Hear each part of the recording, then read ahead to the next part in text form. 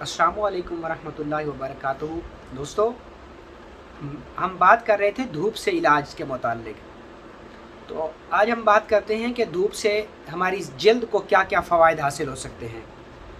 देखें, इंसानी जिस्म के अंदर जल्द की एक बहुत ही ख़ास अहमियत है,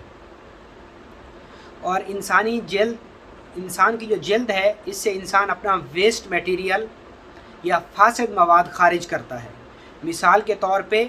इंसान अपना वेस्ट मटेरियल, हमारी पूरी जल्द के ऊपर छोटे छोटे सुराग होते हैं जिन पर बाल निकले हुए होते हैं, और इन बालों के अंदर नीचे छोटे छोटे सुराग होते हैं, और उन्हीं सुरागों से इंसान अपने जिस्म का फासिद मवाद खारिज करता है, जैसा कि प्लाज्मा हो गया, और जिस्म या खून के जितने फासिद मवाद, कैल्शियम हो गए, फास्फोरस हो गया, और नमकियात हो गए, जो कि इंसान के जिस्म में जिनका लेवल बढ़ जाता है तो वो अपने जिस्म से, इंसानी जिस्म इसको पसीने के रास्ते जल्द से खारिज कर देता है। जल्द इंसान के हुस्न में भी बहुत अहमियत की हामिल है, और इंसान की शख्सियत में भी इसका बहुत गहरा असर है। यहाँ तक कि लोग इसको साफ़ सुथरा और ख़ूबसूरत बनाने के लिए बहुत सारे ब्यूटी प्रोडक्ट भी यूज़ करते हैं। ख़ुसूसन फ़ीमेल हज़रात इस पर बहुत ज़्यादा जो है ना तवज्जो देती हैं, और वो अपने हुस्न में अपनी जल्द की केयर करके ही इजाफ़ा कर पाती हैं। तो जल्द हर लिहाज से हमारे आसाब और उज़लात को न सिर्फ ढांपने में हमारी माविन और मददगार है, बल्कि हमारे जिस्म को सर्दी गर्मी के हिसाब से भी हमारे जिस्म का जो टेम्परेचर या दर्जा हरारत होता है उसको भी बहरहाल रखने में माविन और मददगार साबित होती है। तो इसी जल्द को हम धूप के साथ कैसे मुख्तलिफ़ बीमारियों से बचा सकते हैं। दरअसल हमारी जल्द के अंदर जब सूरज की किरणें हमारी जल्द के ऊपर पड़ती हैं तो क्या होता है कि हमारी जल्द के अंदर विटामिन डी होता है। दरअसल विटामिन डी ये हमारी जल्द के अंदर बिल्कुल इनएक्टिव फॉर्म में होता है, यानी सोया हुआ होता है। होता ज़रूर है लेकिन इनएक्टिव फॉर्म में होता है, यानी बिल्कुल खामोश सोया हुआ होता है। तो जैसे इंसानी जिस्म की जल्द के ऊपर हल्की हल्की सी सूरज की रोशनी पड़ती हैं, तो होता क्या है कि आहिस्ता आहिस्ता से जैसे जैसे वो धूप की अल्ट्रा वायलेट शुआएँ, अच्छा इसमें हमें अल्ट्रा वायलेट शुआएँ ही चाहिए।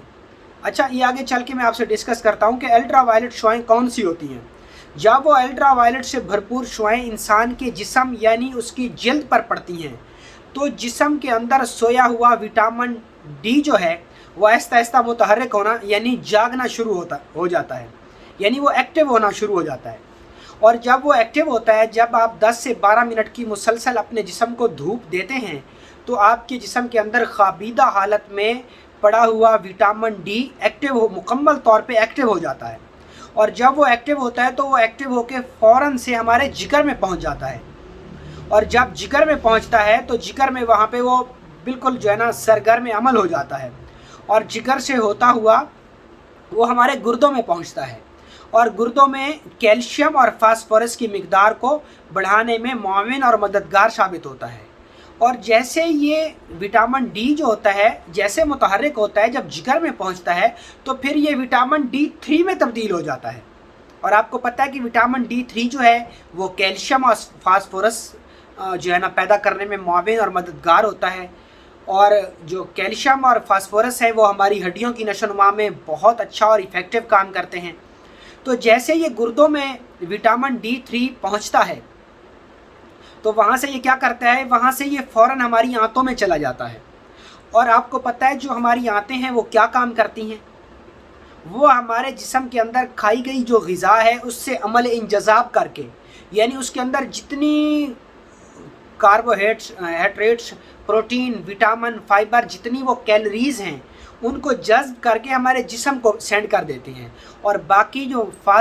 फासिद मवाद बचता है उसका बड़ी आंत फुजला बना के इंसानी जिस्म से खारिज कर देती है। अब यहाँ पे बहुत सारा कैल्शियम और फास्फोरस हमारे जिस्म से ज़ाय हो जाता है, और आपको पता है कि अगर कोई चीज़ हमारे जिस्म से ज़ाय हो जाएगी तो उस चीज़ की हमारे जिस्म के अंदर कमी होना शुरू हो जाएगी, जिससे ये होगा कि जब विटामिन D3 की कमी होगी तो आपको हड्डियों से रिलेटेड, जोड़ों से रिलेटेड, घंटिया, नुकरास, वजल, मफासिल, यूरिक एसिड, जोड़ों का, हड्डियों का दुखना, पट्ठों और आसाब में दर्दें शुरू हो जाएंगी, और हाँ यहाँ तक कि कुछ लोगों की हड्डियाँ बढ़ने भी लग जाती हैं। تو جب ہم دھوپ لیتے ہیں تو یہ جو وٹامن D3 ہے جب یہ آنتوں میں پہنچتا ہے تو جو ہماری غذا ہوتی ہے اس میں جتنا کیلشیم اور فاسفورس ہوتا ہے نا، اس کو یہ پورا صحیح مقدار میں جذب کرنے میں آنتوں کو معاون اور مددگار ثابت ہوتا ہے، جس سے یہ ہوتا ہے کہ ہماری غذا میں جتنا کیلشیم اور فاسفورس کی مقدار ہوتی ہے وہ پوری ہمارے جسم میں تحلیل ہو جاتی ہے، اور ہمارا جسم ہڈیوں کی بیماریوں اس سے محفوظ ہو جاتا ہے، اور ہمارے جسم کو بھرپور کیلشیم اور فاسفورس اور وٹامن D3 کی جتنی مطلوبہ مقدار ضرورت ہوتی ہے وہ صرف دھوپ لینے سے ہمیں مل جاتی ہے۔ تو اب ہم آگے میں آپ سے بات کرتا ہوں یہاں پہ کہ الٹرا وائلٹ شعاعیں کون سی ہیں۔ اچھا، کچھ لوگ ایسے ہیں جو کہ اپنے گھروں کو ہوادار بنانے کے لیے یا دھوپ لینے کے لیے کھڑکیاں تو وہ رکھتے ہیں، لیکن دراصل وہ کھڑکیاں باہر سے آنے والی کثافت، بدبو یا جو پاپولیشن ہے اس سے بچنے کے لیے اکثر و بیشتر وہ کھڑکیاں بند رکھتے ہیں۔ تو انہیں ایسا نہیں کرنا چاہیے، کیونکہ ہمیں وٹامن D3 کو جسم میں ایکٹیویٹ کرنے کے لیے، ایکٹیویشن دینے کے لیے جس دھوپ کی ضرورت ہے وہ دھوپ ہمیں الٹرا وائلٹ شعاعیں چاہیے۔ جو الٹرا وائلٹ شعاعیں ہیں وہ شعاعیں ڈائریکٹ جو ہمارے جسم پر پڑتی ہیں، اگر آپ کے شیشوں سے جو دھوپ چھن کر آپ کے جسم پر آ کر پڑے گی ان میں الٹرا وائلٹ شعاعیں نہیں ہوں گی، اور ایز اے ریزلٹ یہ ہوگا کہ دھوپ تو آپ کے گھر آ رہی ہے لیکن وٹامن D3 جو ہے نا